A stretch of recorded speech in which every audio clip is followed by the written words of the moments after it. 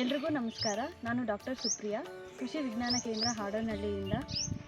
ಇವತ್ತು ನಾವು ಕೊಟ್ಟಿಗೆ ಮಾಚೇನಹಳ್ಳಿ ಗ್ರಾಮದಲ್ಲಿದ್ದೀವಿ.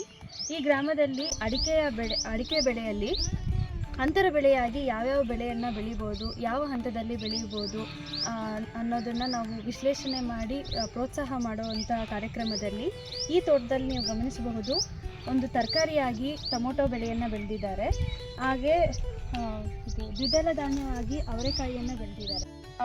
ಅವರೆಕಾಯಿ ಅಥವಾ ಯಾವುದೇ ಒಂದು ದ್ವಿದಳ ಧಾನ್ಯ ಬೆಳೆಗಳಿಂದ ಸಾರಜನಕ ಅಂಶ ಮಣ್ಣಿನಲ್ಲಿ ಜಾಸ್ತಿ ಆಗೋದ್ರಿಂದ ಈ ಅಡಿಕೆ ಬೆಳವಣಿಗೆಗೆ ಈ ಸಾರಜನಕ ಉಪಯೋಗವಾಗುತ್ತದೆ.